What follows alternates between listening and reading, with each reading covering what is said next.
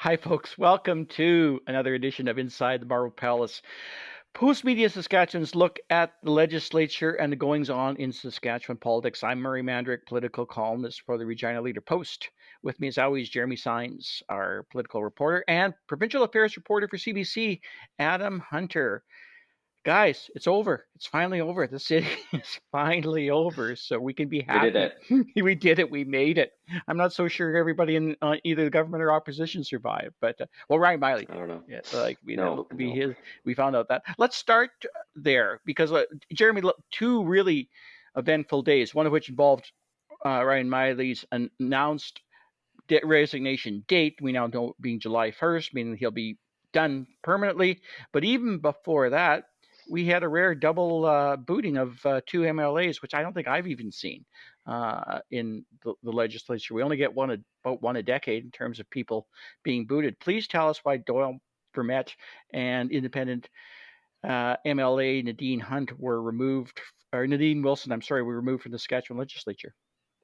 Yeah, for sure. I was chatting with some people, and the double boot might have happened during the Thatcher days, apparently. Wow. So yeah, it's been a long time. Anyways, with what we saw with Nadine Wilson and we saw with Doyle Vermette, they were both booted from the assembly yesterday. It started with Nadine first getting the kick. She was heckling Bronwyn Ayre, and I personally wasn't able to make out what she was saying. It was obviously unparliamentary, and the speaker was having none of it and asked her to apologize. Now, for people to understand, they get three chances, and Nadine Wilson didn't want to come up and say sorry on those three times, so the sergeant at arms had to escort her out. We caught her in the hallways right after, and she was just saying, she believes the government is treating the economy like a fantasy. She's not apologizing because it's just she wants to stand by what she said on principle. Now, before all this happened, mental health critic Doyle Vermette was very passionate and obviously very frustrated during question period about the suicide crisis that we're seeing in the province. He's been asking about this for 22 days now. It all really came to a head on the second last day of session. Basically, he just asked the minister, why didn't he care and why aren't you telling the truth? And then he used a swear word that I won't say. And after that, the speaker ruled there was some unparliamentary language. I'm not sure if it was specifically attached to what he said there, but again, he was asked to apologize three times. He said no, and he stuck by his decision because he felt these families are so frustrated and so angry. I don't need to apologize for how I feel because I'm representing how they feel.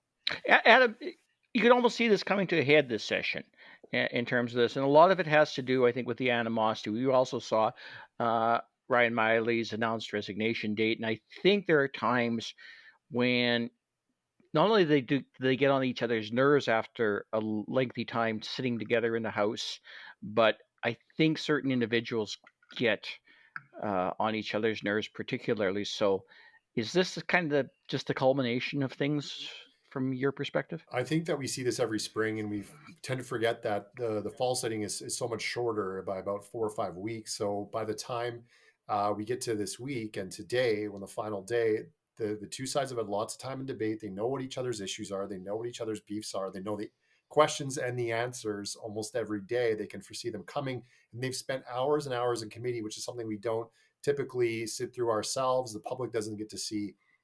There's all these relationships and things behind the scenes that sometimes come to the fore and bubble over. And I think we saw that in a pretty spectacular way. Murray, you mentioned that you haven't seen this and you've been around since, prehistoric times. So Yeah, that's when quite, the marble was still forming. Yeah, that's right. yeah, yeah, So, that's I right. mean, in my short time here, I know we've seen a lot of apologies. We've seen a lot of requests for apologies. Typically, there is the process is someone stands up and says, yes, I'm sorry, or they'll say, review the tape. And then the next day they have to apologize. To have two members on the same day for very different reasons and very different styles, I think, of what they were doing. Like, to be clear about Nadine Wilson, she wasn't asking a question. She wasn't standing up. She was, as Jeremy says, heckling. And she had brought two guests from her Saskatchewan United group or party. They're trying to form a party. They were guests in the gallery. Doyle Vermette, I think we could see that frustration building over the days and days and days. And you can hear in his voice when he raises another family who's lost someone to suicide that This is something that he's personally taken on himself. And he's been doing it for a few years now, going back to his private members bill. So I think that he's especially frustrated. And I was not surprised by, the language he used or what he said, or, how direct he was really with Minister Hindley and Premier Moe in the House, and how probably hurt he was, because I think he does take this personally. And the previous day when they decided not to support his call for an all-party committee, he didn't even come out and answer questions from reporters. We had some families that were in the House that came to answer questions. So that just showed you that, the next day that this was kind of come to a head again. And on the point with Nadine Wilson, I think that there's something else at play as well that's happening that hasn't happened in a while. And while we do have the Buffalo Party and they've been around for a while, they're still trying to establish themselves. Jeff Walters is trying to make a name for himself with the Liberal Party. They had a petition out right now. They're trying to get a plebiscite. They're going to need thousands and thousands of signatures. And now we have this united group that's trying as well to get a piece of that pie and get the attention of the public, but also get under the skin of the government a little bit. And Rory, it just shocks me to hear Nadine Wilson in the House and how loud and vocal she is, knowing that a couple of years ago when she gave a member statement, she was quite subdued, quite quiet in her public speaking. And now this is a completely different side of her we're seeing. Yeah. And she was an outrageous government member. The government. Yeah. And clearly Premier Moe has made some very pointed comments about her having to run in a by-election. He was, saying, well, good luck if she wants to try and recruit any of my members. And that's something that we've just seen happening over the last couple of weeks. It's truly a bizarre sitting from my standpoint. And I think you guys are right. The dynamics are such that even if we see this pattern repeated each and every spring sitting, it's too long, they get on each other's nerves by it. I think, as you guys described, the polar opposites between the NDP and the Sask Party right now, with the added dynamic of the pressure from the right, seems to have changed this House around. And we're also dealing with a 16-year-old government that's rather isolated. But all that said, there were good moments, there were bad moments for both opposition and government this session. Let's get into it. I'm going to throw in a few superlatives in terms of the best and worst stuff. I'll start with you, Jeremy. Pick one or the following, but in terms of the issues of the best for, say, the government, let's do a few considerations here. The best issue for the government this year, was it jobs and growth? Was it all the economic newfound development, like helium, lithium, etc.?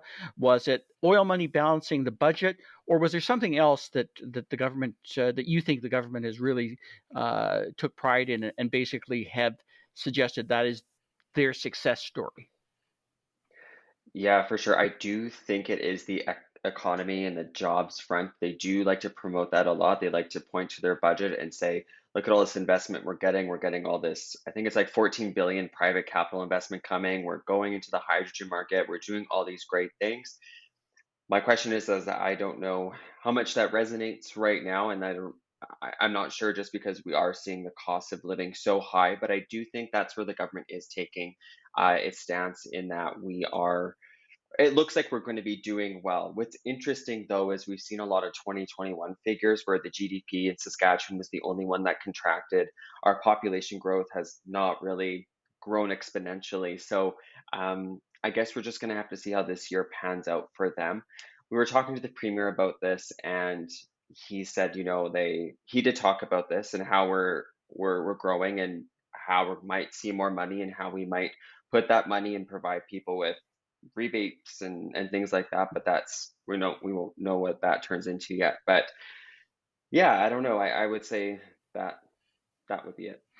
What about you, Adam? You listen to the spin as much as the rest of it. What's do you think is actually working for the government? That might be actually different. What the government thinks is working, but what struck you as sort of? I mean, some people will say this is too little, too late, and it might be the case. But I think the minimum wage increase was something that we didn't expect government to announce. Yeah. And we weren't really seeing them forecast that this is something they were interested in. It kind of came out of nowhere when the premier mentioned it a couple of weeks ago in the House that, hey, wait a couple of days. Since then, the criticism has been, well, it's still not going to be high enough. It's still going to be one of the lowest in the country. And by the time it goes to $15, that will still be too low. But I felt like that kind of took away one of the criticisms of the opposition, which is something the government doesn't always do. They don't always recognize that, okay, this is a place where the opposition is getting a lot of making headway or frustrating us. So they took that argument away. And I think to Jeremy's point and what the premier said today, which is a first, I think, that I can remember him suggesting, was saying that maybe we'll take some of this money, if we do continue to see this high resource revenue money coming in, and put in a sovereign wealth fund, which is like, I'm even old enough to remember when this was floated about and kind of went away. Or we're going to go direct payments to people, or we're going to balance the budget. So the fact that I think they're not shying away from the economic forecast that they are seeing. Now, that same economic forecast the NDP saying is too conservative and should be already giving money in the pockets of people in Saskatchewan, or paying for gas prices, increases the cost of living, and that sort of thing. And affordability, I think, is just a major overtone of the entire sitting. And the government tried to make the point that, okay, we're on it, we're monitoring it, we're going to do this minimum wage increase, and we're giving money back to people through all these different initiatives. The opposition doesn't see that as being enough. So I would see that as I love that issue, because I love when governments or oppositions play off wing. And Scott Moe doesn't particularly play well off wing. He's a right winger, goes up and down the wing. Dave Semenko, he's there. But I think that's probably where they were more effective. Let's move it forward. I'll stick with you, Adam. What do you think were the best issues for the opposition? They seem to make points on the PSD expansion to gym memberships, to rider games, to concerts. And I think they sort of even extended that in some ways to the cost of gasoline, and although that was on the budget. They seem to be doing reasonably well on surgical wait times, is an issue that was scoring with the public at one particular point. I guess that kind of goes into doctors leaving, problems in rural Saskatchewan, whether doctors are being listened to, or was there something else that do you think where the NDP actually kind of did really well? I think in general, the NDP more so. I mean, the previous couple of years was difficult because there weren't guests allowed in the House, so that changed things. But even before that, maybe 2019, early 2020, there wasn't a real effort, it seemed, to get regular people who were affected by things that the opposition is critical out into the House to make these these claims that the government's not doing enough. And to me, the affordability crisis, kind of the trickle down of that, is people that are on social assistance. And we heard a lot of really compelling stories from people on that piece, and people that came forward and are in vulnerable situations, and maybe don't want to be putting out their personal story, but they're at the breaking point. And tied to that, I think, was the appearance of Jennifer Denowden, who's the head of Ivana Developments in the city, a very successful development firm. She's someone who's created a business, an entrepreneur, a woman. And to have her come out and skewer essentially the government the way she did for not supporting affordable housing and housing for women who are fleeing domestic violence, I think that's something that is going to stay with me, because typically that type of person who is an entrepreneur, who's a business leader, doesn't always come after this government. It's very rare that we see a person from that sort of corner of the province do that. And I thought that was something that the NDP scored points on, because, as I said, that's not the typical person we see who comes out to tell their story. To touch on a couple of things you spoke of, the people that told their story about being on low income, the families we talked to this week who had lost people to suicide, all those stories and those people coming forward. It takes a lot of bravery and to stand up to the government and tell their stories. And I think that's what this is about, getting people in front that are being affected by government decisions, rightly or wrongly. So I thought that was something that was a little more apparent and a little more prevalent in this city than it has been in even the last 2 or 3 years.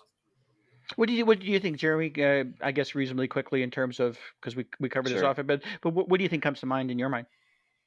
No, I 100% agree with Adam. You kind of have to give the NDP some kudos for bringing all these people in affected by government decisions.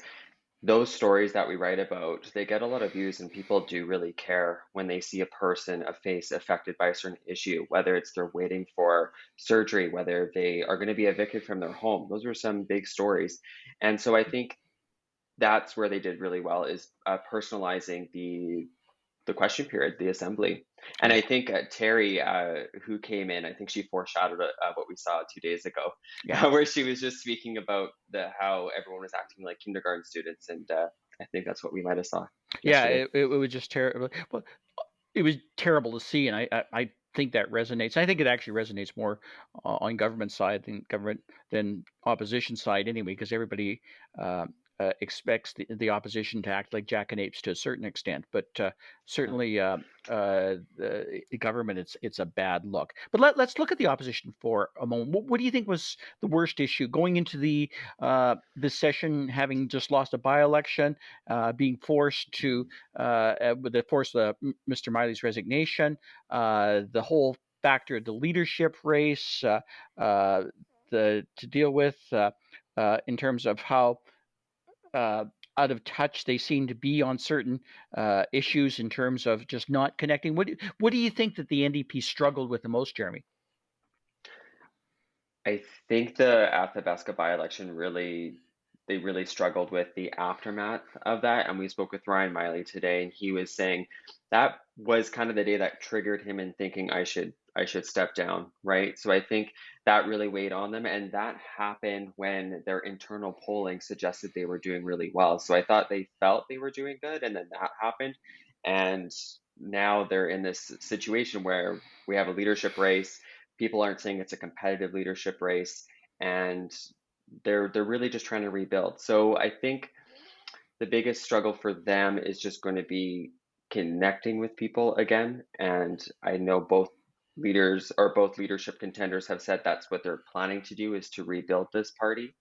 So yeah, I think that would be it. In terms of the issue, I know whenever they brought up an economic issue, the government was really quick to point out, well, hey, when you were in government, this happened, people left the province. And I don't know if they were ever able to counteract that argument from the government or really defend themselves. It's like they took those hits and continued on. What do you think was the toughest issue for the NDP, Adam? Yeah, I don't think necessarily the NDP struggled in the day to day. I think we touched on how they were able to, connect with people and get some, real Saskatchewan people out in front of the mics and cameras and in the gallery. I think the issue is, Jeremy pointed to, happened before the sitting even started.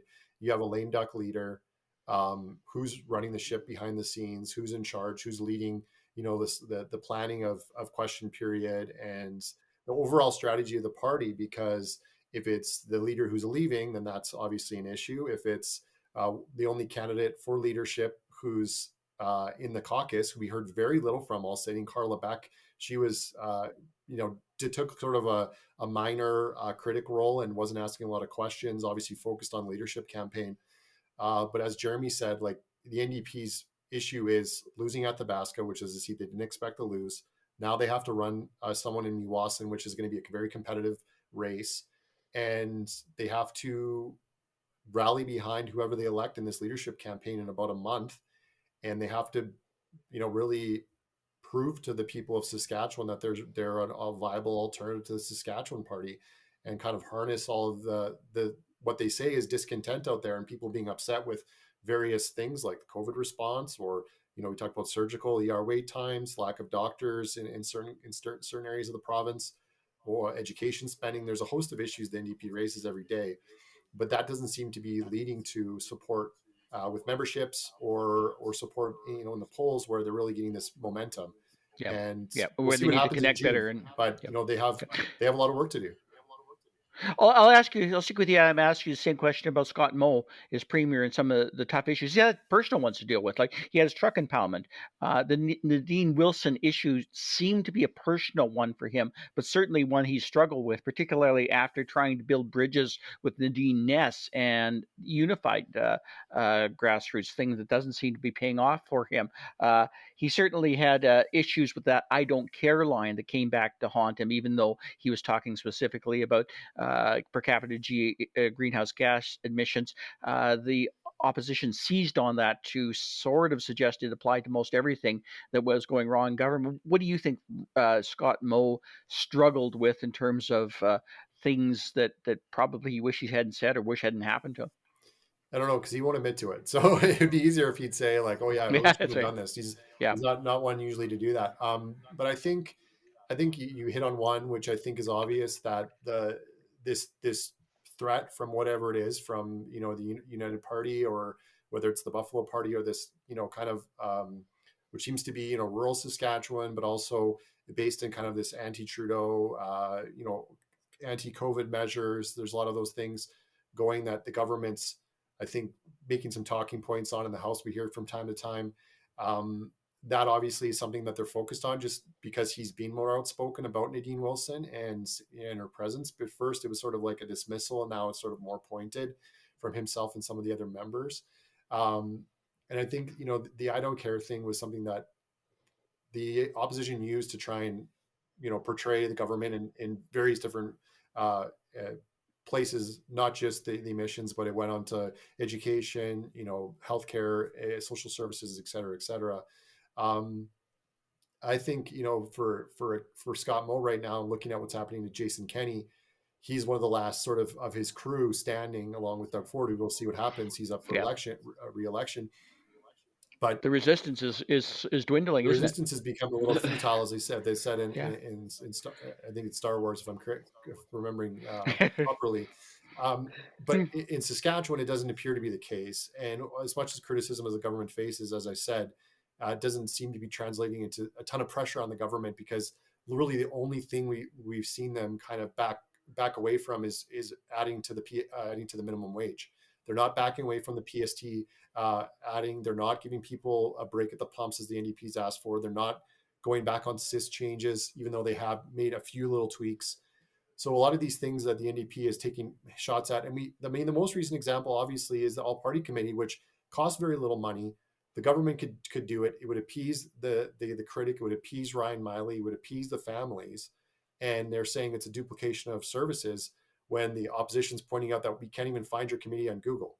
So that, I think, is something that shows that the government's, they've made their decision, they're going to stick to it. And if they were feeling more pressure, they probably would make different decisions, and so far it looks like they're not. Yeah, that's fascinating. That they that this issue resonated as much as it has, because we've watched it in terms of Tristan DeRoche protests and Justice for Our Stolen Children protest, and I think it's finally taking hold in the public consciousness. We love scrums, Jeremy. Let's talk about your favorite or worst scrums.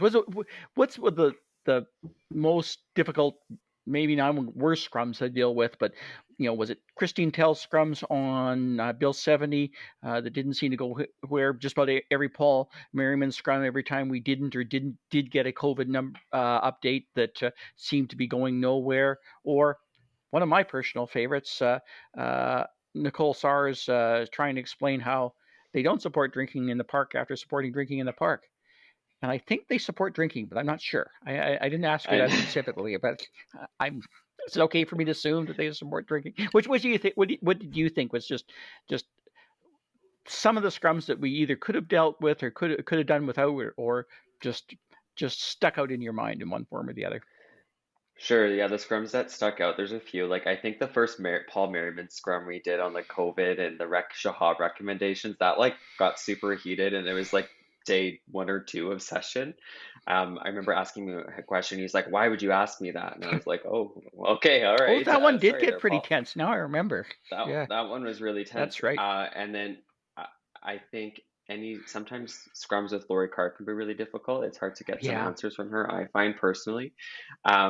We had, like you mentioned, Christine Tell, and her scrums are interesting because the answers change every time. um, so like the original scrum you'll have with her, she'll say this, and then you scrum with her the next day, she'll say that, and it's just hard to piece it yeah. together. And so as Do they journalists, we're know that really we keep trying. the tapes? I just always wondered about that. Hey, well, I mean, they record too, and I think they keep them as well. So, um, I remember the mental health, or not the mental health scrum, but the rural health scrum with Minister Hindley, and that was also really tense. That's when we Yeah. had a bunch of rural delegates come down and talk about their issues, and we were asking about shortages. And I remember, um, got a little feisty in there with one of our colleagues, Mickey. So those really stood out. And then, like you mentioned, a Cole Sauer scrum was interesting because the NDP never really finds themselves in that position where they're having to really explain themselves too much. And yeah, we didn't get many answers on her equation with addictions and drinking in parks. So those were the ones that stood out for me. Sadly, we got to wrap this up. It's been a lot of fun this week, Adam. But I have to ask you, what scrums are you going to remember from this session? I'd like to end on a light note, but the ones that always stand out to me are the ones that are quite emotional. And I think we had a few of those. On Red Dress Day, it was obviously people telling some very personal stories about people they have lost. We had a lot of people come out and talk about people they've lost through suicides. The abortion issue we hadn't talked about in a couple of weeks. That was something that came up again because of what happened in the U.S. And we are talking about serious issues a lot of times, and we'd prefer it if it was light and we were talking about people getting kicked out for swearing or goofiness, but or whatever. There are a lot of serious issues that we're having to face, and people are telling us their stories. They're sharing with us in a very personal way, and I never take for granted that that's something that they're choosing to do, and we shouldn't take that for granted either, that they're putting themselves out there to tell their story and trust us with it. And people in a lot of really tough spots, and so I think the government to their credit, and the opposition would probably disagree, but I don't think they turned down a meeting with many of these people. Maybe they didn't meet and give them the answers they wanted, but they seem to be open to discuss with some of these issues with them, whether or not they're getting the issue addressed in the way they wanted. And I think people would be surprised to know that I think the three of us and our colleagues have a really good relationship with the politicians, with the staff here, and that's why the scrums work the way they do. That's why we were able to tell stories, is because we do have that good working relationship. And as critical as Murray may be on a day and a column, you still get a hi hello from the Premier, the opposition, the other MLAs. So I think people are good. They are really truly gracious about that aspect, aren't they? Yeah. And like the Premier did say today, like, I mean, at the end of the day, we disagree, but we got to work together. And I'm actually glad we had this conversation in the way that we had it, because it gives a pretty good insight into our world and everything else. I wish we had more time for it, but I guess I'm going to have to cut this short because our mentor Austin Davis is going to have to edit all this. I thank Jeremy. I thank Adam so much for this. You guys did great work this session, and so did our colleagues, Mickey Rich, Alicia Schick, who's on there, Connor Donovan. God, I could name so many. That just Wayne Mantica, who's been around forever. Thanks to all the people in the gallery, and thanks to you guys for joining us. And we'll hopefully see you sometime soon on Inside the Marble Palace. Thank you. Thanks, Murray.